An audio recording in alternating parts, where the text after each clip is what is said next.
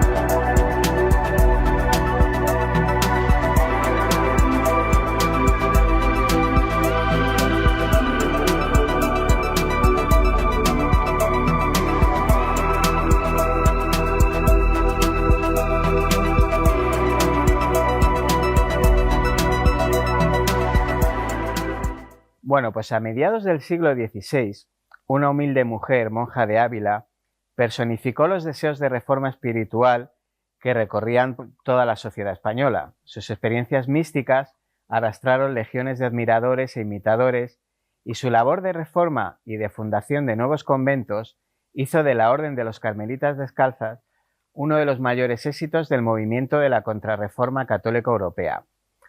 La mujer de quien les hablo no puede ser otra que Teresa Sánchez de Cepeda Dávila y Ahumada, más conocida por todos como Santa Teresa de Jesús o Teresa de Ávila. Esta increíble mujer logró todo a través de una angustiosa lucha interior durante largos años de tormentos espirituales y ante los recelos e incluso la hostilidad de muchos de sus coetáneos, escandalizados ante los atrevimientos de aquella minúscula mujer. Muchos historiadores han destacado la audacia de su desafío frente a un poder eclesiástico copado solo por hombres que quería someterla y controlar su vivencia religiosa. Les hablo de una época en que hasta los pensadores más progresistas como Erasmo, Juan o Fray Luis de León creían que las mujeres debían callar. En esa época ella se atrevió a alzar la voz y defender la libertad espiritual de la mujer, y la suya en concreto, para comunicar sus experiencias interiores. Esta es la historia de Santa Teresa de Jesús. Hija de Alonso Sánchez de Cepeda y de Beatriz de Ahumada, Teresa nació el 28 de marzo de 1515. Por el lado paterno, era nieta de un rico mercader de Toledo que, por su condición de judeoconverso, sufrió el acoso de la Inquisición a finales del siglo XV. Condenado por el Santo Oficio, tuvo que marchar a Ávila para iniciar una nueva vida. Su hijo se casó con una cristiana vieja de familia acomodada, lo que fue un modo sencillo de alcanzar respetabilidad social. Cierto es que no se puede afirmar que estos orígenes familiares condicionaran la vida de Teresa. En 1576, cuando fue investigada por la Inquisición por supuestas conexiones con los herejes alumbrados, nadie recordó su ascendencia judía. Había transcurrido ya medio siglo desde que su progenitor lograra hacerse con una carta ejecutoria de hidalguía, amañada como tantas otras, pero eficaz para borrar la mácula que deshonraba el linaje familiar. Bien es verdad que su padre, en ese afán por vivir como un verdadero noble, murió arruinado después de ver cómo sus 6 hijos varones marchaban a las Indias a intentar hacer fortuna como muchos otros. Su madre le enseñó a su hija a leer y le aficionó a los libros de caballerías. El temperamento imaginativo de la niña se manifestó ya a los 7 años, cuando convenció a su hermano para marchar a tierra de moros a sacrificarse por Cristo. Su tío les detuvo en un puente cerca de Ávila. A los 16 años era una muchacha hermosa, amiga de galas y afeites, y apasionada de las novelas de evasión. Tuvo entonces amores con un joven que le presentó una prima, pero su padre se opuso a esta relación y decidió internar a su hija en el convento de Nuestra Señora de Gracia. Por esa época, Teresa de Ahumada estaba muy lejos de pensar en el convento, incluso era hostil a esa idea. Pero tampoco quería casarse, porque en la sociedad de la época, una mujer estaba totalmente subordinada a su marido y ella se negaba a someterse a nada ni nadie. Años después, al escribir su vida, aplaudiría la gran merced que Dios regala a las religiosas en escogerlas para sí y librarlas de estar sujetas a un hombre que muchas veces les acaba la vida y plega a Dios no sea también el alma. Teresa siguió el designio paterno y permaneció en el convento año y medio, hasta que, debido a una primera dolencia, regresó al hogar. Cuando recuperó la salud, ya había decidido profesar en el monasterio carmelita de la Encarnación. Las penitencias y mortificaciones que se impuso la debilitaron y cayó de nuevo gravemente enferma. En agosto de 1539 sufrió un paroxismo, estuvo 4 días sin conocimiento y quedó al borde de la muerte, pero se repuso. En los 26 años siguientes fue una monja más de la Encarnación. Al principio se contagió del ambiente mundano que reinaba en el convento, donde eran usuales las visitas externas y cundían chismes y envidias. Los consejos de sus confesores no la consolaban. Hasta que, en 1555, cuando tenía 40 años, una imagen de Cristo llagado y la lectura de las confesiones de San Agustín produjeron su conversión. Poco después escuchó al Espíritu Santo que le decía: «Ya no quiero que tengas conversación con hombres, sino con ángeles». Su exaltación religiosa se tradujo entre 1559 y 1561 en verdaderas experiencias místicas que aparecen descritas detalladamente en su autobiografía. La más conocida es la de la transverberación, representada por Bernini en su célebre escultura, un querubín que, remedando la pasión de Cristo, le infligía una manera de herida que parece al alma como si una saeta la metiesen por el corazón o por ella misma. Estos arrobos causaron inquietud en Ávila, en unos años marcados por el miedo a la herejía. Entre 1558 y 1562, la Inquisición procesó en Valladolid y Sevilla a centenares de protestantes y condenó a morir en la hoguera a más de 50. El hambre de Dios era peligrosa. Los confesores de Teresa dudaron de las visiones y comunicaciones que mantenía con Cristo. Algunos incluso le recomendaron que desconfiasen de ellas, pues podían ser cosa del demonio. Sus paisanos lanzaron contra ella vidriosos dicterios, la creían endemoniada, cuchicheaban que era una nueva Magdalena de la Cruz, la monja cordobesa que fingió unos estigmas y llegó a engañar a Carlos V y al inquisidor general, hasta ser desenmascarada en 1542, y hasta predijeron que acabaría en la hoguera. Teresa administró su fama de santidad de forma inteligente. Adoptó 1000 precauciones, consultó a teólogos y directores de conciencia y sometió sus revelaciones al examen más riguroso. Pero no pudo evitar que su emotividad psíquica se desbordase en fulgurantes éxtasis. Abusaba del cilicio y de una terrible rodaja de acero con muchas puntas salidas, con la cual tomaba disciplina y lastimaba su cuerpo hasta derramar mucha sangre y hacer llagas. Al mismo tiempo, Teresa estaba cada vez más convencida de la necesidad de reformar la vida conventual y restaurar la primitiva regla carmelita. Así, una tarde de septiembre de 1560, estando reunida con sus amigas en su celda, decidió fundar un nuevo monasterio de monjas a manera de ermitañas. El proyecto fue considerado un desatino por las autoridades eclesiásticas y civiles. Ávila era una ciudad pobre y la docena de conventos allí existentes sobrevivía a duras penas. Para Teresa, esas resistencias eran pruebas divinas, de modo que no cejó en su propósito hasta que en 1562 el monasterio de San José inició su andadura, con 4 virtuosas novicias. La patente que el padre Juan Bautista Rubeo, general del Carmelo, le otorgó en 1567 para que creara cuantos monasterios quisiera en cualquier lugar del reino fue el punto de partida de su colosal labor fundacional. Apenas se supo que el general había autorizado a la Madre Teresa a erigir otras casas del estilo de la de Ávila, le llovieron ofrecimientos. Así, al convento de Medina del Campo le siguieron los de Malagón, Valladolid, Toledo, Pastrana, Alba de Tormes, hasta un total de 16 femeninos y 14 de frailes. En todas las fundaciones, la entusiasta reformadora cuidaba con esmero lo relacionado con el lugar, la casa, los ingresos, las candidatas y sobre todo el servir a Dios, guardando los puntos básicos de la prístina regla: pobreza, clausura, oración, abstinencia de carne, ayuno. Teresa prefería la ayuda económica de los burgueses, que recibió generosamente en Medina del Campo, Segovia y otras ciudades, a la de los aristócratas, cuyos prejuicios detestaba y cuyas moradas suntuosas pensaba se habían construido privando a los pobres de aquello que necesitaban. Por supuesto, la alta nobleza se cobraba sus favores con exigencias. Su amiga Luisa de la Cerda, hija del duque de Medinaceli, la obligó a modificar el requisito de pobreza, pues en Malagón las carmelitas no encontrarían recursos para mantenerse. La conducta despótica de la princesa de Éboli hacia las monjas de Pastrana, a las que trataba peor que si fuesen sus criadas, hizo que tuviese que clausurar el convento. De hecho, fue la fatiga de un largo viaje que hizo para asistir al parto de la duquesa de Alba lo que precipitó su muerte en 1582 en Alba de Tormes, cuando contaba 67 años.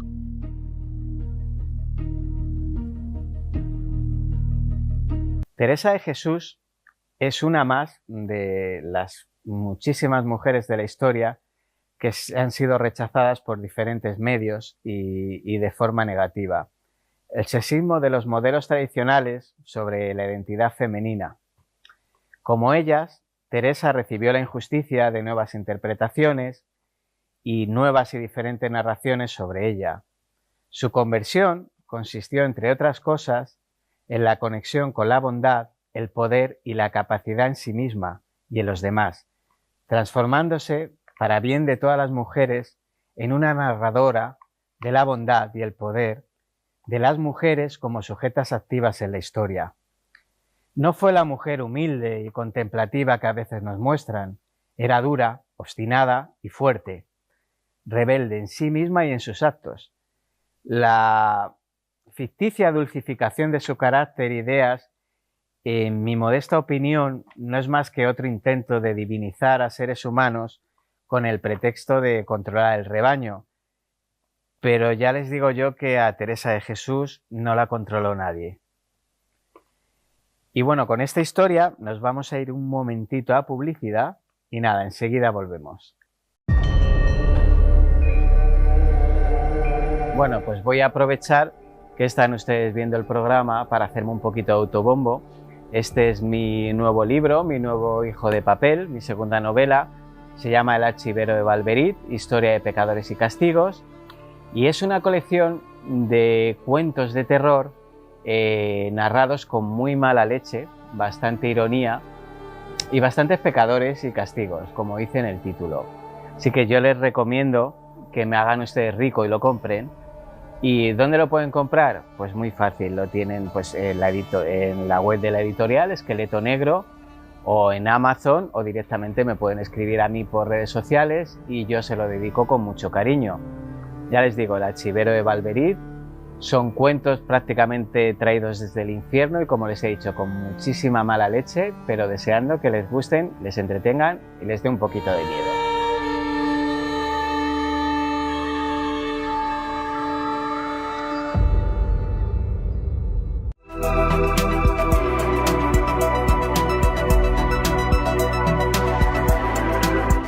Bueno, pues ya estamos de vuelta de Publi y tenemos a nuestra compañera Miriam Mellado aquí con nosotros y al grandísimo Antonio Checa. No, por favor. La grande es Miriam. No. Y nada, pues daros la bienvenida otra vez. ¿Qué os ha parecido el tema de Santa Teresa de Jesús, Teresa de Ávila? Interesantísimo, apasionante. Qué una vida, de las grandes figuras de nuestra historia. Qué vida. Y de nuestra literatura. Y de nuestra literatura. Y muy incomprendida en su tiempo. Terriblemente incomprendida por muchos motivos. De hecho, fue beatificada a poco de morir, pero también hubiera perfectamente podido acabar en una plaza mayor convertida en cenizas. Sí, perfectamente. Sí. Así de simple. Así de simple. Así somos. Bueno, así era toda Europa en aquella época. Sí, no hay más una mujer. Y luego era una mujer que llegó a tener cierto poder. Y luego era una mujer enérgica. Las reglas de la iglesia de ese tiempo no las seguía bien. Era muy feminista para la época. Muy feminista, del feminismo de verdad. Para la época. A mí me parece un personaje de los más importantes de la historia de España. Y muy olvidado, ¿eh? Yo me atrevería a decir que más que muy olvidado, realmente muy desconocida. Sí. A ver, porque ¿cuánta gente no conoce a Santa Teresa de Ávila? Muy poca, pero ¿cuánta gente ha leído algún libro? Claro, suyo? o su obra, o su vida. O su obra. Entonces, ¿qué ocurre? Es una figura también contradictoria, polémica, compleja, porque cuando hablamos de mística, pues sí o sí hay que hablar de Santa Teresa. Sí, sin duda. Y cuando hablamos de muchas cosas, tú has hablado del feminismo, pero es que claro, es que la vida de la mujer en aquella época era muy distinta a la actual. A mí una de las cosas que más me impactaron cuando estudié historia, que no sé si a ti, Miriam, te habrá ocurrido igual, fue cuando nos dijeron que es que una mujer podía perfectamente en el siglo XVI entrar en un convento, y para ella entrar en el convento era una liberación. Sí, sí. ¿Por qué? Porque era de los pocos espacios en el cual una mujer no estaba sometida a la tutela de un hombre. Totalmente. Y ahí una mujer podía ser autónoma, libre en el sentido de que podía dirigirse a sí misma y no tenía ningún varón por encima. Y estar segura. Y estar segura, que esa también era otra, evidentemente. Que es muy importante. Bueno, pues vamos a... No sé si querías decir tú algo, Miriam, no, que yo me a he metido ver, aquí. Me da pena porque como ya sabemos que, sobre todo en esa época, ¿no? Las mujeres excelentes pues también fueron muy perseguidas y eso. Entonces es verdad que es curioso que tú dices Teresa de Ávila, no la conoce nadie, ya dices Santa Teresa, ya es otra cosa. Ya a lo mejor sí te suena más, pero te vas a quedar... Y luego hay quien la confunde con Santa Teresita, con la francesa. Ah, sí. Muchísima gente que yo lo he escuchado, que también es una mujer muy interesante, Santa Teresita. Vale el nombre. Las dos son doctoras de la Iglesia. Sí. Por eso me parece además también una mujer y muy buena también. Y fíjate que yo no soy de santos y de estas cosas, pero la obra de ambas y la vida de ambas me parece súper admirable. Bueno, pues nos vamos a quedar en España, ¿no, Antonio? En España nos quedamos. Y me traes en plural, los crímenes de Cuenca. Correcto. Que el más famoso es el que tienes aquí, que es el que... crimen en virtud del con cual, gran maestría llevó Pilar Miró a la pantalla. Efectivamente, de la cual pues vamos a hablar, porque realmente Cuenca empezó a ser conocida como la provincia del crimen, mucho antes del famoso caso del error judicial de Osa de la Vega. La primera vez que Cuenca pasa a la fama por un crimen horripilante fue allá por 1893, cuando toda una familia, una mujer y sus 5 hijos son asesinados en Albalate de las Nogueras. Aquí nuestros espectadores recordarán, habrán visto cuando hablamos de la mili y hablamos de una cosa que se llamaba la redención a metálico. Sí. ¿En qué consistía la redención a metálico? A ti te tocaba ir al servicio militar y a finales del siglo XIX ir al servicio militar no era, qué lástima, tengo 12 meses de hacer mili, no. Suponía algo que te podía costar una cesura importante en tu vida. Y además, si había alguna guerra y las había, pues te podía suponer a lo mejor que no volvías a tu pueblo. Entonces, ¿qué ocurre? Una familia que a su hijo le toca hacer las quintas, dicen vamos a librarte como sea. Supieron que otra familia había vendido unas tierras y no se les ocurrió otra cosa más que al padre y sus hijos varones ir a donde estaba la otra familia por la noche y matarlos a todos para robarles. Este fue el primer crimen de Cuenca, el crimen que ocurrió en un pueblo que es Albalate de las Nogueras. Fue algo que causó mucha sensación. ¿No? Es un crimen que quedó opacado por el otro crimen. Sí, el otro es como más espectacular por todo, porque no fue un crimen. Efectivamente. Luego, aparte, Cuenca empezó a tener, este fue el crimen de Cuenca, el crimen de la provincia de Cuenca, y empezó a hacerse famoso gracias a un hombre que lo veremos en pantalla, que es Luis Esteso.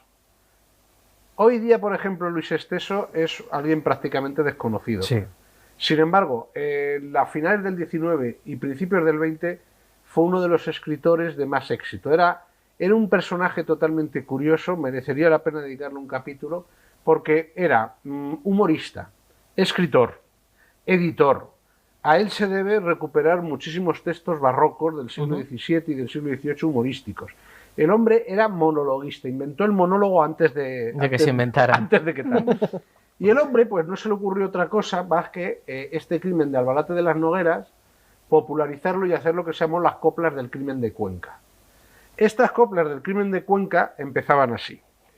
Permítanme los espectadores, porque es que ya, hijos míos, reconozco que la memoria me falla. Pues aquí está. Pues entonces, ¿qué ocurre? Aquí Luis Esteso lo que hacía era imitar los antiguos con coplas de ciego que se ponían Sí. en las plazas a cantar romances, y entonces Luis Esteso empezó a cantar: padres los que tengáis hijos, hijos que tengáis parientes, parientas que tengáis primos, y primos que tengáis suegra. Mirad qué crimen más feo en la provincia de Cuenca.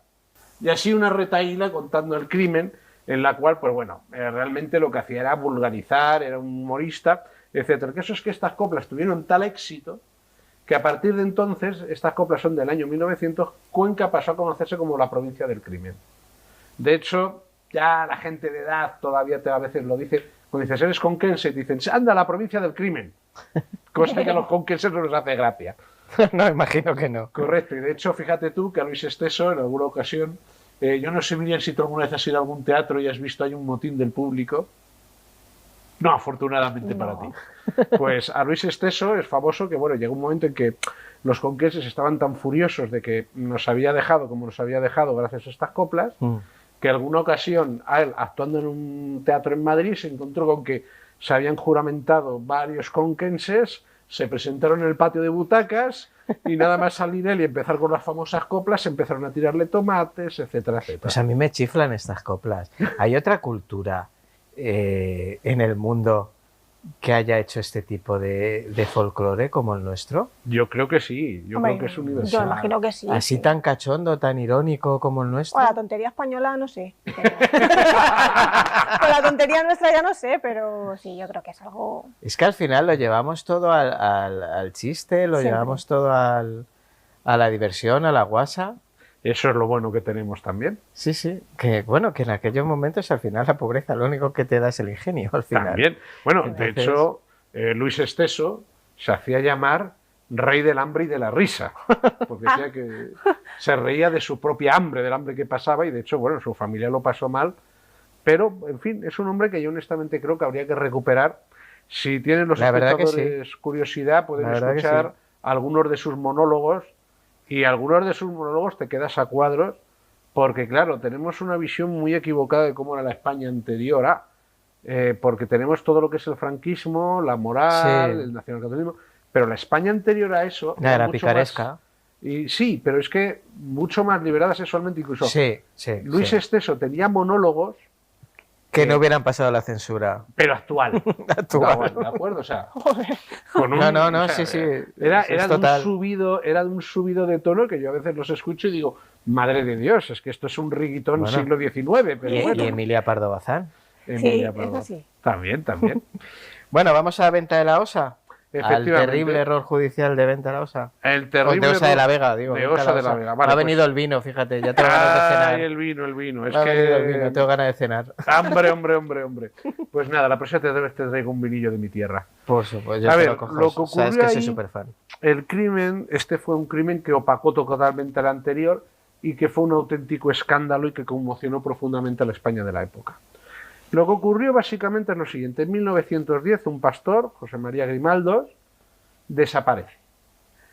Este hombre desaparece, era un hombre que intelectualmente estaba limitado, en eso hay uniformidad por todas las fuentes.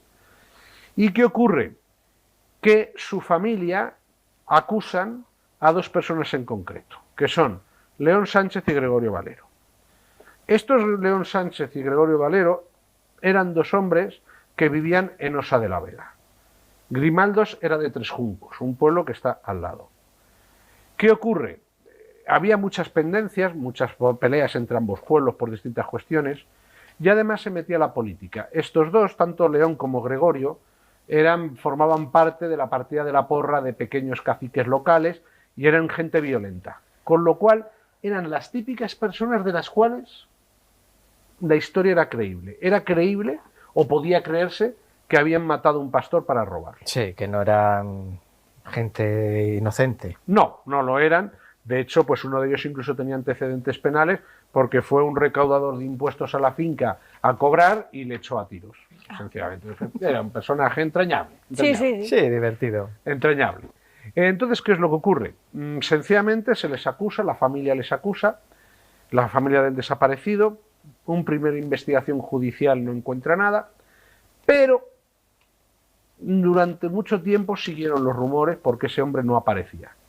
Llega un nuevo juez al pueblo, llega un nuevo juez a Belmonte, y este nuevo juez, ¿qué pasa? Que quiere ganarse méritos.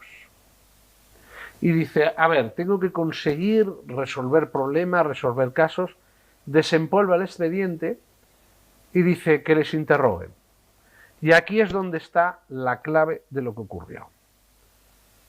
Ya habían pasado varios años, los rumores habían aumentado, había cada vez más rumores, el propio comportamiento de los dos hacía que la gente sospechase de ellos, el propio amo para el que trabajaban ya llegó a creer, después de haberles defendido, que efectivamente lo habían matado, diciendo... Sí, que se crea una atmósfera complicada. Ya en una atmósfera complicada. ¿Y qué es lo que ocurre? Pues sencillamente se les detiene por parte de la Guardia Civil y aquí empezó un auténtico calvario.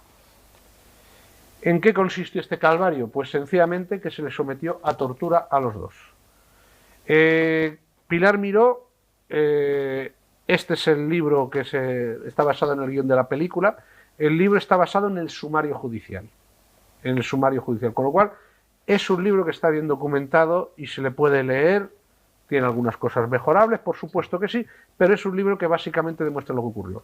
¿Qué es lo que puso? Que estos dos hombres fueron torturados repetidamente, se les privó de beber agua, se les dio palizas. No vamos a detallar las torturas que se les hizo. No, porque además vienen en el libro y la película es bastante explícita. La película es terriblemente explícita. ¿Y qué es lo que ocurre? Pues que sencillamente ya por pura desesperación ambos dos acabaron confesando que efectivamente habían matado a Grimaldo. Que lo habían matado. Lo que hubiera confesado cualquiera. Es que hasta con esas formas todo el mundo... Es que es brutal, o sea, yo le recomiendo a la gente o que lea el libro, vea la película, es brutal. Sí. Vamos, yo confieso a la primera hostia. Ya también te lo digo. A mí ni me la dan. Si veo lo que va a venir después, digo, mira, me lo como y ya está. Ahí está. Bien, ha venido a visitarnos una polilla. Pues, ¿qué ocurrió? Pues que estos pobres hombres, finalmente, después de... confiesan sus crímenes. Una vez, ya cuando están ante la Audiencia Provincial de Cuenca, el fiscal pide la pena de muerte. Ellos hasta ese momento, cuando ya se habían librado de las torturas, no paraban de decir que los dos eran inocentes. Pero claro, también es verdad que ya la situación de ellos había empeorado, porque la situación había llegado a tal punto que el uno empezaba a sospechar del otro. Claro. Y había momentos en los cuales el uno acusó al otro. Y hubo otros momentos incluso en que la mujer de uno de ellos, que también fue sometida a distintos tipos de torturas, no tortura física, pero sí torturas más psicológicas y tal, llegó a pensar que su marido efectivamente había matado al pobre Grimaldos. ¿Qué ocurre? Que ya finalmente llegan a la Audiencia Provincial de Cuenca y ahí sus abogados defensores les dicen, mira, si seguís insistiendo en la inocencia, vais a acabar los dos en garrote vil. Con lo cual, ¿qué es lo que tenéis que hacer? Pues mirad, vamos a ponernos de acuerdo, nos ponemos de acuerdo en montarnos una historia, que os pusisteis a jugar a las cartas y estabais los dos borrachos y que le matasteis por un accidente. Una pelea de borrachos. Y ya está. Y ya está. ¿Qué ocurre? Gracias a eso se salvaron de la pena de muerte y fueron condenados a cárcel. Fueron condenados a cárcel y estuvieron prisioneros, pues tengo aquí los datos. Discúlpenme los espectadores, pero la memoria ya no es lo que era. Y entonces, desde 1913 hasta 1924 estuvieron en prisión. ¿Y qué ocurre? Ya en 1924 son indultados, pero estando ya los dos indultados, intentando rehacer su vida de la manera que podían, porque porque nadie quería tener trato con ellos. Sí, porque la gente del pueblo lo consideraba culpable. De hecho, ellos estaban enemistados ya. Ellos estaban... Porque cada uno pensaba que a lo mejor había sido el otro. Efectivamente. De hecho, bueno, la hija de uno de ellos tuvo auténticos problemas. Hubo una hija en concreto que tuvo muchos problemas y no llegó a casarse porque estaba tal. Y hubo otra que sencillamente a su novio, al mozo que la requebraba, todo el mundo le decía, pero ¿cómo te vas a casar con la hija de un asesino? Claro. Y sin embargo se acabaron casando. El amor todo lo puede. Sí. Por suerte. Bien, pues entonces, ¿qué ocurre? Pues que de repente allá por 1926 hay dos cosas. Hay que rectificar. En 1925, de repente una hermana de Grimaldo recibe una carta con un texto muy extraño que le dice, mira hermana cómo estás, etcétera, etcétera. Extrañada, Dice, pero si es de mi hermano y mi hermano ha muerto, no es posible. Fue a decírselo al cura. El cura dijo, mira, esto es una broma, lo más probable, esto es tal, porque honestamente, todos sabemos que tu hermano está muerto. Claro, que el cadáver no apareció. Y el cadáver no apareció. Entonces, ¿qué ocurre? Esa carta ni el cura ni la hermana le hicieron ningún caso. Problema. En 1926, el cura recibe una carta del cura de Mira, un pueblo que está en la misma provincia de Cuenca, donde le pide partida de bautismo y partida de defunción de José María Grimaldos porque se va a casar. Con lo cual, el cura se queda totalmente a cuadros. Normal. El cura se queda totalmente a cuadros. Hay rumores de que incluso, porque el cura había sido parte importante en los rumores que habían salido, que les llevaron estos dos hombres a donde les llevó, pero el caso es que totalmente impactado salió a contar esto al cacique del pueblo, lo oyó un tercero, ese tercero se lo contó a la familia de uno de ellos, y a partir de ella es cuando realmente estalló el tema. Porque es que, claro, a partir de ese momento hubo un periodista que lo publicó, y ahí es cuando ya se convirtió en el auténtico crimen de Cuenca, supuso un auténtico escándalo nacional, porque es que además se demostraba claramente que se habían condenado a dos inocentes. Se demostraba que el juez había tolerado las torturas. Se demostraba que la Guardia Civil había torturado sistemáticamente a los detenidos. Se demostraba que dos médicos habían firmado, habían tenido la desfachatez de firmar que los dos reos no tenían ningún signo de violencia. O sea, es que fue todo... Un escándalo brutal. Fue un escándalo tan brutal, que causó una auténtica conmoción en la época. Causó una auténtica conmoción en la época y obligó a replantearse muchísimas cosas. Pero en todo caso fue uno de los crímenes que impactaron más en la historia de España. Y menos mal que Grimaldo decidió casarse. Y menos mal que Grimaldo decidió casarse. Porque si no se quedan con esa fama para toda la vida. Y menos mal que no se les dio garrote. Sí, imagínate. Y menos mal que no se les dio garrote. Porque claro, se les pudo haber dado garrote perfectamente porque era lo que se les quería hacer. Y menos mal que no les linchó nadie, porque hubo momentos en los cuales corrieron serios peligros de linchamiento. Fue así. Bueno, la película la verdad es que lo explica súper bien. Sí. Súper bien. Hay otro tercer crimen de Cuenca, pero que sencillamente es un libro que está publicado en los años 30 y sencillamente lo que hay es el autor, es un buen libro de todas formas, en la cual el autor lo que hace es aprovechar todas estas tradiciones de los crímenes de Cuenca, etcétera, etcétera, para decir que el auténtico crimen de Cuenca era el estado de abandono, de miseria, en la que estaba la provincia, etcétera, etcétera. Pero en todo caso, esos son los crímenes de Cuenca. Y ahora ya pues podemos pasar a esa película que me has comentado, que tú la has visto, lógicamente. ¿Cuál? La del crimen de Cuenca. Sí, por supuesto. Además la he visto varias veces.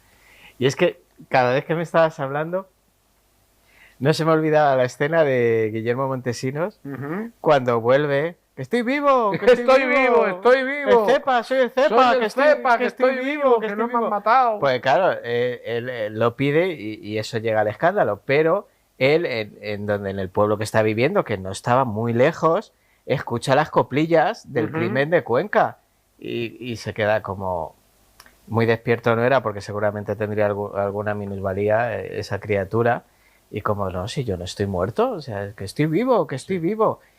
Y bueno, aparte de las interpretaciones que son fabulosas, la verdad de todo el reparto, se grabó en Belmonte. Se grabó en Belmonte, se grabó en Tres Juncos, se grabó en La Osa. Pilar Miró insistió mucho en grabarlo en escenarios naturales donde había ocurrido.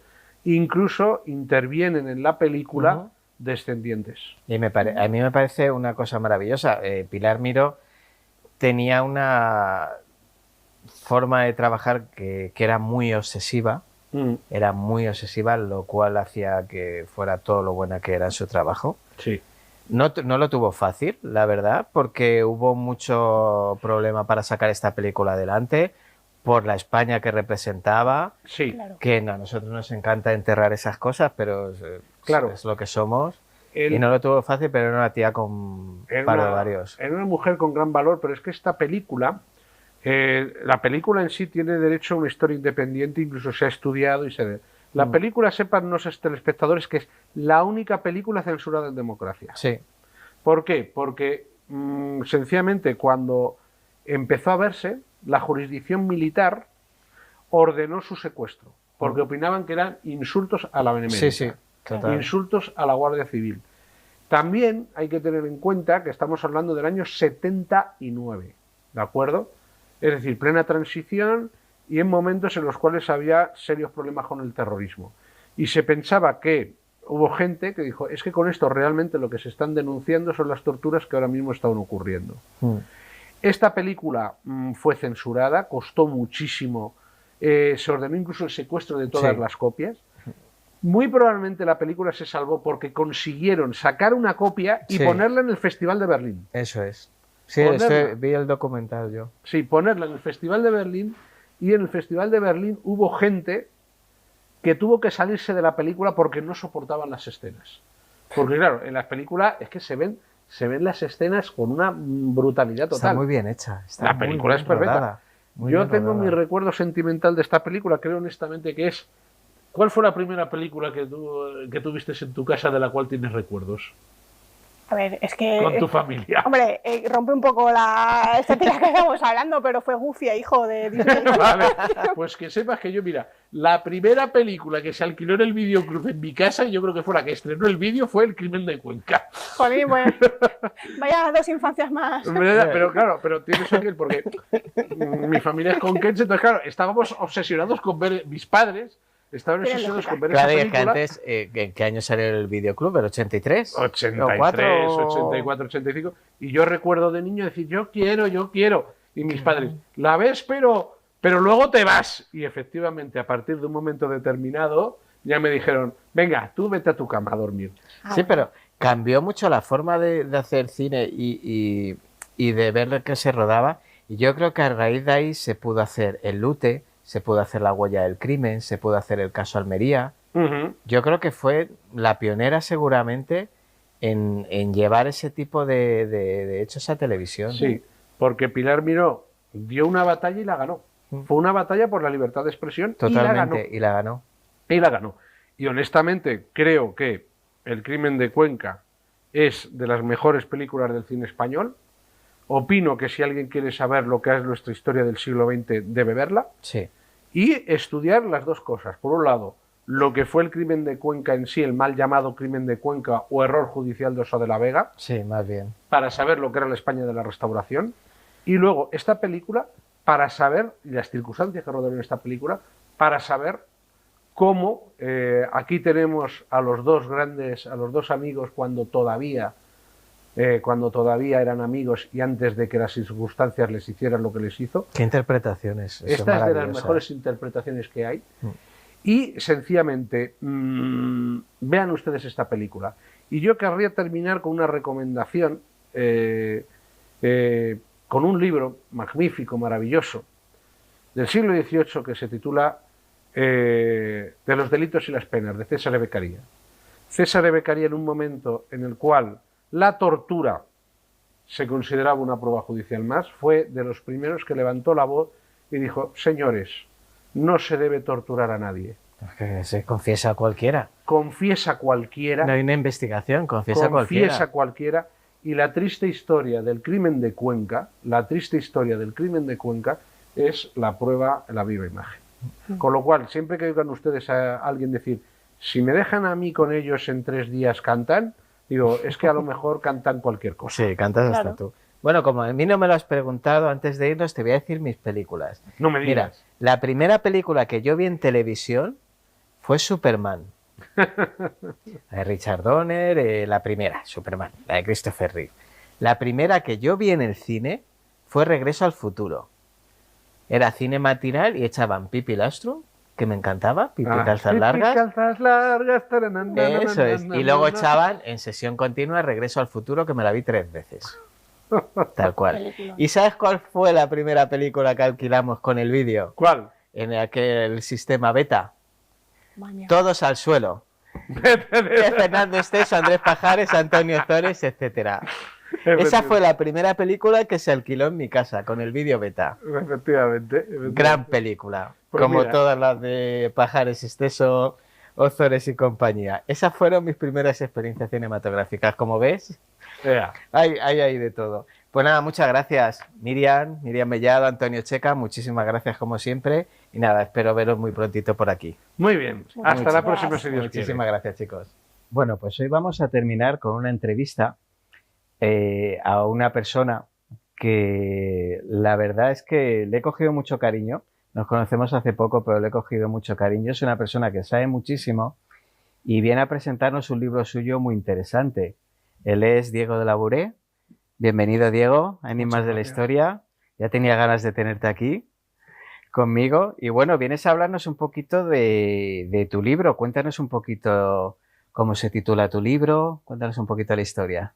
Mi libro se titula Un trotamundos de Madrid, porque básicamente cojo a un arquetipo, cuestión que hoy en día está muy en decadente, y sin entender los arquetipos no podemos entender nuestro devenir y tampoco Occidente, que es Manuel Montalbán, que hace no el periplo del héroe, sino el viaje del esperpento a través del Madrid de principios del siglo XX, mostrando distintas facetas y distintas caras de España. Esto lo hago con el fin de tratar de denunciar las situaciones actuales. Bueno, actuales. El libro lo comencé a escribir en 2014, que tenía pues entonces 17, 18 años, fíjate lo joven que era. Me había leído a Valle Inclán, todas sus obras, los grandes literatos en la clase de lengua y literatura, el bachillerato. Y claro, era un año que era candente. 2013, 2014, surgen los populismos, surgen todos estos escándalos políticos, y yo vi que había descubierto un arma muy potente, un arma capaz de denunciar y de exponer por lo menos la realidad, deformándola, haciéndola grotesca, como exponía Valle Inclán, sí, esos espejos cóncavos de la calle del Gato, para tratar de de conmover a las personas y de motivarlas, pues, a la falta de conformismo, de dejar de aguantar lo inaguantable y pasar a la acción. ¿Y cómo te inspiró el esperpento de Valle Inclán? ¿Y cómo lo adaptaste a tu visión, a tu estilo? Pues mira, me impresionó mucho con Luces de Bohemia, me impresionó muchísimo, todavía más, con Martes de Carnaval, ver una escena que es de las primeras, pero no se me borra de la memoria, que es este hombre que necesitaba un traje para acudir a una boda, y no se le ocurre otra que ir a un cementerio, ver los que habían sido enterrados recientemente y escoger el que le quedaba a su medida. Según he ido desarrollando esta obra en estos ya 12 años, he visto que eso no es ingenio de Valle Inclán y que muy probablemente fuera una realidad. Fuera una realidad, igual que en el libro pongo anécdotas personales o oídas que he ido tomando, pues al final es algo que es interesante, porque cuando idolatramos a los escritores o grandes figuras pensamos que es fruto de su genialidad y, bueno, también es una genialidad. Sí, pero puede ser de su existencia. Exacto. Como nosotros escribimos al final. Sí. Y respondiendo a esta pregunta, que es muy interesante, ¿cómo la adapté? Pues la adapté siguiendo la voz de Valle Inclán, aunque muy pronto, y como bien has puesto Antonio Lázaro, que es el prologuista del libro, doctor en literatura, no es ningún cualquiera, que he logrado algo bastante bueno, desarrollar una voz propia, es decir, no calco a Valle Inclán, es decir, he podido beber de sus aguas, pero desarrollar mi propio cauce. Sí, a través de tu estilo. Claro, efectivamente. Estilo que empieza con Valle Inclán, pero que lo depuro con otros autores como Tennessee Williams, que tiene muchas, pero una de ellas a destacar, un tranvía llamado Deseo, la adaptación con Marlon Brando, que es desgarradora, llamando a Estela, Estela. Es una maravilla. Una maravilla.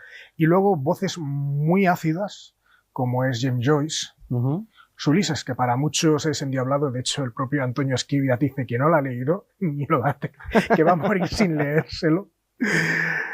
Y realmente ha servido pues para desarrollar esta obra que es mordaz, que es un esperpento, que es un arma contra los tiempos nihilistas y posmodernos que estamos viviendo, para tratar de aguijonar la mente de aquel quien lo lea. Y fíjate, esto es algo que terminé por descubrir y es muy cierto. El artista tiene que tocar los cojones. Sí. Si no los toca, no es artista. Sí, no. Sí. Es un adulador. Es alguien que se ha conformado con el sistema. Sí.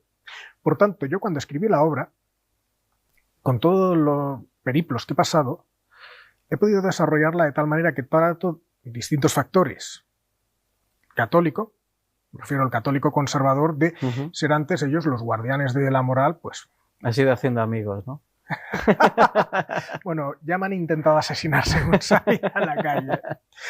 Bueno, en esa parte, como evidentemente ellos en el siglo pasado, durante muchos años han sido quienes han gobernado la moral y han sido los moralistas. Los guardianes de la fe, hoy la día, moralidad. Sí, hoy día tenemos lo que llamamos lo políticamente correcto y que ha cambiado de manos precisamente a la izquierda. El wokismo, el nihilismo, el buenismo que tenemos hoy en día, que usted pinta esto y no lo ponga de rosa, que es opresivo con las mujeres, que ya no sabes ni cómo moverte para no resultar ignominioso para otros.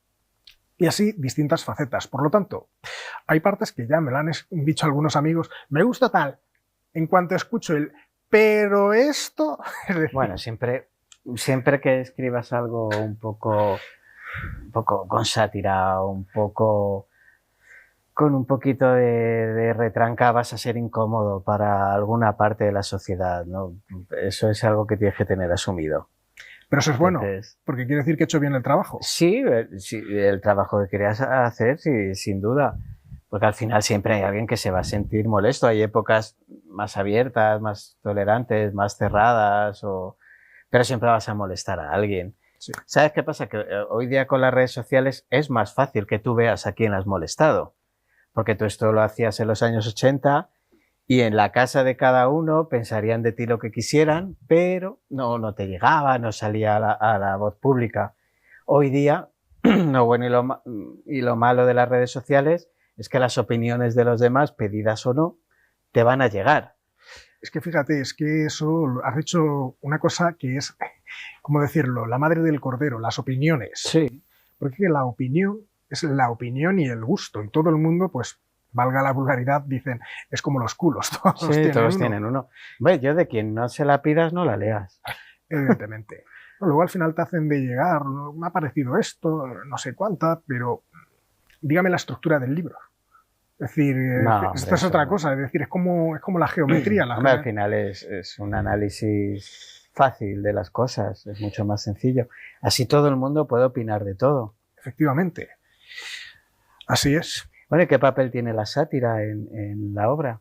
La sátira tiene un papel muy importante con tal de denunciar, pues, los dogmas, los abusos de poder, que si bien es una obra que se desarrolla en torno a 1922 y 23 en un año, Valle-Inclán fue mucho más rápido, lo hizo en una noche. James Joyce lo hizo en un día, su Ulises, sí, aunque sea un ladrillo. Sí.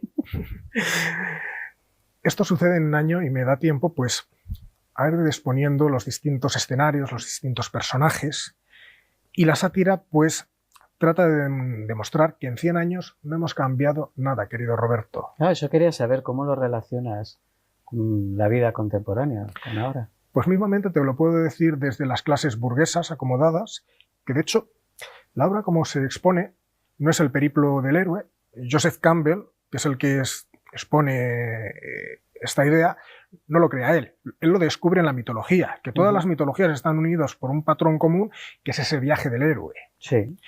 Jill Chamberlain, que tiene su técnica de Naskestel, que es como contar una historia, expone que tienes que poner algo que sea contrario al personaje, porque si no tienes situaciones. Mismamente, El día de la marmota, de Bill Murray. Sí, Bill Murray. Fíjate qué genialidad. Un tío que es sumamente prepotente y se lo obliga a vivir todos los días. El mismo día. Hasta que aprenda un poco de humildad. Y luego había una película que era Tootsie, que era de Kirk Douglas, no, este otro. Dustin Hoffman. Dustin Hoffman, sí. Fíjate, un misógino que se lo obliga a convertirse a disfrazarse. Una mujer para optar un papel. Claro. Muy buena. En cambio, Manuel Montalbán es todo lo contrario, es una persona de clase baja, sus padres son de la zona de Toledo, como muchos en aquellos años, abandonan las zonas rurales y poblan Madrid. Sí. Muchos madrileños de hoy en día son hijos de todos esos emigrantes del éxodo rural, tienen que pagar un dineral para que estudie el mejor colegio, de los mejores colegios de todo, jesuita, y claro, es el contraste de la modernidad versus la antigüedad. Es el contraste de alguien de clase humilde en unas clases pudientes superiores que ya le miran mal. Si hay algo que pase no desapercibido, la culpa la va a tener él por su, Sí, obviamente. por su punto de origen. Claro. Y en ese contexto del pasado con el presente, en los viajes que realiza el Trotamundos guiado de su amigo Gabriel Mendoza, que es parte de la nobleza, pero es una relación básicamente de dominio. Dominio que es lo que realizan los psicópatas. El psicópata, como bien expone Iñaki Viñuel, que es uno de los máximos exponentes en España, tiene que tener una víctima como si fuera su mascota a la que doblegar y llevar por diversas partes. Esto es lo que realiza este individuo y lleva a Manuel Montalbán a través del viaje del esperpento, mejor dicho, de la perversión. Como mismamente se fija una mujer, dice, no has tenido relaciones con mujeres, etcétera. Sí. Y se lo lleva al Palacio Longoria, que hoy día es la SGAE, Sí. pero yo lo pongo como el mayor puticlub de España.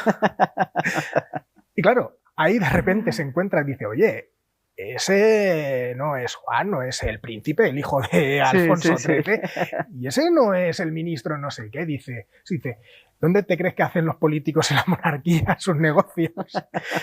Claro, eso que hemos tenido recientemente, eso lo puedo decir yo y nada, la imaginación de este individuo, Sí. pero es que tenemos el caso de Koldo, el caso de Ábalo, Bueno, sí. que miremos hasta a qué nivel ha caído la política española. Nah, Que se la España tramposa. Claro, que encuentran a un político en vez de decirle hola, don fulano, le dicen putero farlopero.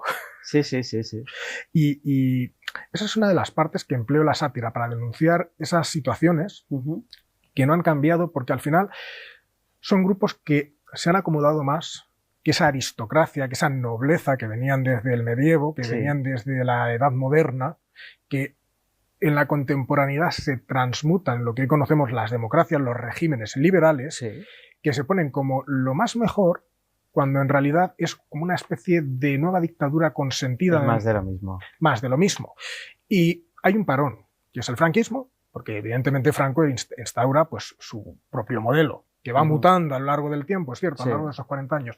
Pero cuando termina y vuelve la democracia, pues todas estas personas, como bien he dicho, los acomodados de un lado de la derecha, los de la izquierda, los anarquistas. Una nueva aristocracia. Sí, evidentemente. Incluso hay una cosa que es muy sangrante, que es la ley de enjuiciamiento 14 de septiembre de 1882, una ley medieval que atenta contra el demandante, contra el denunciado. Es decir, que lo podemos ver con el caso de los Eres de Andalucía, que acabó preso se llamaba Roberto, creo, igual, que fue el que denunció a comisiones obreras. Sí. O el juez Presencia, que es el único juez que ha denunciado la corrupción judicial en España y debería haber pasado 400 días y ya lleva casi 800, 900 días metido preso. Es decir, por eso se ve ese salto, es decir, que no hemos cambiado nada de aquí a 100 años y mucho menos de aquí a 50 años. No, y seguiremos haciendo esperpentos. Totalmente. ¿Qué sería? Te quería preguntar, porque me chocó mucho, ¿por qué decidiste comparar la obra con Sócrates? ¿Qué significado tiene eso para ti? Pues mira, tiene referencia con un profesor que tuvimos en cuarto de carrera, que vino como profesor sustituto, ya que quien debía darnos la asignatura de filosofía comparada, yo se puede decir, soy humanista, hice humanidades, me especialicé en psicología social y luego neurociencias. Lo bueno que tienen las humanidades es que es una amplia rama, es decir, te especializas en una, pero tiene muchas ramificaciones. Efectivamente. Cosa que hoy en España lo que están haciendo es burocratizarla, es decir, burocratizar todas las partes para que tú no seas el específico, sino que el puesto de trabajo donde vayas sea lo específico y sea imposible encajar. Y este profesor sustituto leyó un texto que le dejé yo, que escribí igual con 17 años, sobre la deshumanización, que es una de las obras que también estoy trabajando y espero sacar a flote.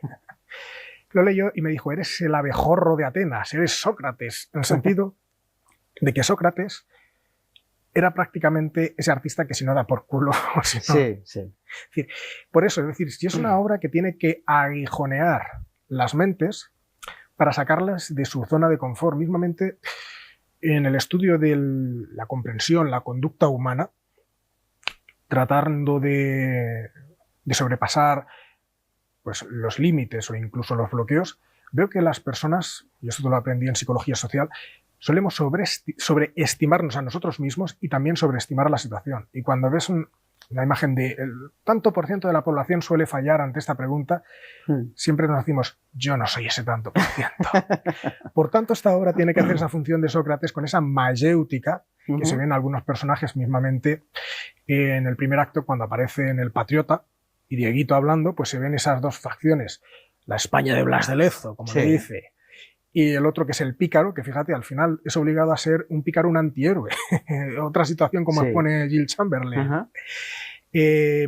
También cuando Gabriel Mendoza y Montalbán están sobre el Ateneo de Madrid, charlando sobre la situación de España, etcétera, los enemigos de España que han ido engullendo y fracturando nuestro territorio desde el imperio, y cómo pues, han puesto ese menoscabo, esas manos, para seguir pues, chupando de lo que quede de España, y hablando incluso de la figura de los Borbones, diciendo, solo uno ha merecido la pena, el resto, e incluso haciendo ese guiño de Alfonso XIII, y lo pongo debajo, con su sucesor actual, Felipe VI, aludiendo a una película que es muy buena, llamada El Rey Pasmado, sobre Felipe IV, y decir, ¿realmente este Felipe estará tan pasmado como en esa adaptación?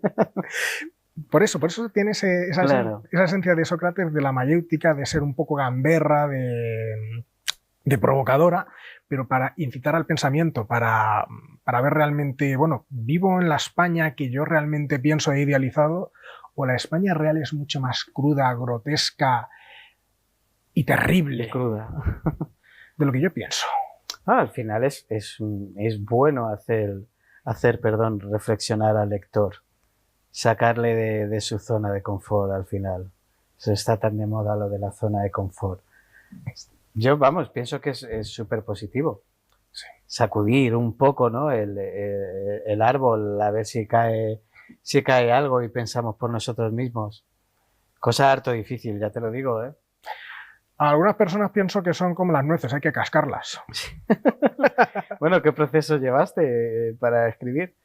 Pues mira, hay muchos procesos y cada artista tiene el suyo propio. ¿Eres muy metódico o eres más desastroso? Yo soy desastroso. No, soy metódico, se puede decir. Ay, me das una envidia. Soy incapaz de ser metódico en nada de lo que hago. Me vigilaré la espalda al salir, no sea que me asesines. No, es verdad, soy muy caótico a la hora de escribir cualquier cosa, porque funciono mucho a impulsos. Entonces, perdón, sí que soy muy concienzudo, trabajador, muy cabezón en las cosas que quiero y cómo las quiero, pero no soy nada organizado. Si hablamos de asesino en serie, yo sería el desastroso. No, pues eso no está mal. Al final es que el caos lo hemos demonificado y pensamos que el caos es la anarca, es el diablo, es Belcebú, es Samael, cuando realmente el caos es aquello que no se puede controlar. A mí el caos es mi hogar. Entonces eres Eris. Bueno, pero hecho hombre, el dios del caos. Bueno, no, yo realicé un trabajo metódico y tengo otros libros, tengo 2 novelas en mente, demás proyectos, y yo diría que soy como un paréntesis, es decir, tengo el inicio y tengo el final. Eso viene bien porque ya teniendo un inicio y un final, pues puedes ir rellenando, es decir, vas adaptando, vas metiendo, ahora tengo esta idea. De la otra manera hay autores que mismamente dentro de ese caos que hemos mencionado, les es inenarrable, les es aversivo hacer esto, porque ellos prefieren ir teniendo ideas, luego pulirlas, luego ponerlas aquí, etcétera. No quieren ser guiados o ya tener un fin establecido, un punto de llegada final. Prefieren dejarse llevar. Sí. No es malo, cada uno tiene su técnica. Yo tuve esta. Escribí el primer acto con 18 años, pero me quedé sin tinta. No física, sino mental. Evidentemente eran 18 añitos. Sí, a ver, la cabeza da lo que da, ¿no? Da lo que da, un segundo de bachillerato, viendo cómo surgen los populismos, cómo surge Podemos, cómo surge Vox. Y claro, ahí lo que haces es que empiezas a abrir la boca para que entre el agua y ya, bueno, ya filtras. ¿Sí es que te pilló? ¿Con qué edad todo aquello? ¿Con 18 años? 18 años. Pues que te pilla con esa edad, con esa apertura mental, claro, te pilla todo, pues eso, la llegada de Podemos, Ciudadanos, Vox, todos los políticos nuevos, lo que parecía el fin del bipartidismo, muchas ideas nuevas, mucha gente fresca, joven, que parece que van a cambiar las cosas. Tuvo que ser eso Total. Un vuelco total. Sí, el 15M... Qué bonito parecía todo, ¿verdad? Vale, bonito, sí. Bonito. La llegada de, bueno, los nuevos movimientos dentro de la Unión Europea, como bien dices, Podemos, la situación de inestabilidad, las tarjetas black, Sí. los escándalos políticos, aunque bueno, yo pienso que el presente ha superado al pasado en cuanto a corrupción política. Yo qué sé, yo es que no recuerdo ningún gobierno de la democracia sin escándalos de corrupción. Efectivamente. Pues pasó eso y al final pues tuve que ir pasando por un periplo personal, terminar la carrera, tener experiencias, meterme en política. Estuve en 2 grupos políticos, unos 3 años y medio. ¿Qué valor tienes? No, es que se llama ser masoca. Me gusta Sí, autoflagelarme. sí. Totalmente. Y de hecho, doy muchas gracias a ese profesor porque aprendí bastante de política. Mira que hubo un libro muy interesante en el máster que se llama No pienses en el elefante. Tiene su nombre psicológico, que es cuando tú induces un pensamiento y la persona cuanto más trate de alejarlo, más le va a venir. Más le viene. Más le viene. Pero es un libro que está también enfocado al pensamiento psicopolítico. Muy interesante, expone cómo son los, sobre todo en el marco estadounidense, cómo son los republicanos, Sí. los demócratas, etcétera. Y me vino para engrosar pues gran parte de lo que fui aprendiendo a la política y por eso he elaborado, tiene esta parte de política o su crítica Claro. a la política, este libro. Y luego también, pues, vivencias personales. Mismamente agradezco mucho a Arturo Pardos, que es un buen amigo mío, ya mayor, un verdadero dalisiano, que de hecho, lo que no haya vivido ni Arturo, Antonio, mi prologuista, Ajá. incluso Fernando Ruiz de la Puerta, que es también mi principal maestro intelectual, yo pienso que no lo ha vivido nadie. Es decir, tener mismamente ocurrencias como Arturo de la genialidad de organizar un congreso de la composición geométrica de Dalí Sí. y en las invitaciones pusieron lonchas de jamón plastificadas y dibujaron las horas y las manecillas. Ajá. Pero es que era un congreso internacional que llegaron de manera diplomática a Sí. otras embajadas e incluso a las árabes, quienes entonces Felipe, que era príncipe, Claro. estaba en Marruecos, era una de las bodas de los hijos, un familiar de Hassan II, y Sí. tuvieron que España dar explicaciones porque habían enviado a un país. Lonchas de jamón. Madre mía. Pues este hombre me explicó mismamente cuestiones que son trascendentes. He dicho lo de los arquetipos, y es que Ujú. también hay una cuestión importantísima que son las 3 S's. El símbolo, el signo y la señal. Ajá. Las botellas de champán de aquellos años estaban decoradas con las ilustraciones de Alphonse Mucha, Ujú. que es uno de los mayores exponentes del Art Nouveau en Europa. Y yo expongo que en ese Palacio Longorian las ponen boca abajo. Y es que hay una diferencia. Tú cuando vas a un sitio de lujo las ponen boca arriba cuando lo han terminado y boca abajo cuando estás en un putiferio. Ujú. Es decir, claro, hablar con este señor y que me dijera eso es la genialidad de decir, esto lo voy a incorporar. Claro. Leer a Joyce, que de hecho Joyce tal vez haya sido el querer hacer una apología a Joyce o hacer una Ajá. referencia, uno de los pasajes, la decisión más difícil de escribir en la obra y que todavía me da miedo en el sentido de cómo se lo van a tomar algunas personas en concreto, Claro. pero era necesario ponerla. Obviamente. Bueno, pues nos tenemos que ir. Diego, nos quedamos sin tiempo. Tempus Nada, fugit. siempre se nos pasa rápido. Pues muchísimas gracias por estar aquí, por contárnoslo todo. El libro es interesantísimo, la verdad, es muy mordaz. A mí es una literatura que me gusta. Y nada, pues nos vemos prontito por aquí, Diego. Si no me han crucificado Si no te han todavía. crucificado todavía. Diego de la Bure, muchísimas gracias por estar aquí con nosotros en Enigma de la Historia. Y nada, pues ya nos vamos. Un placer, como siempre, estar aquí en esta horita y poco acompañándoles. Y esperamos que les haya gustado mucho el programa. Lo hacemos, como siempre, con muchísimo cariño. Así que muchísimas gracias. Y nada, nos vemos muy prontito con más enigmas de la historia. Muchas gracias.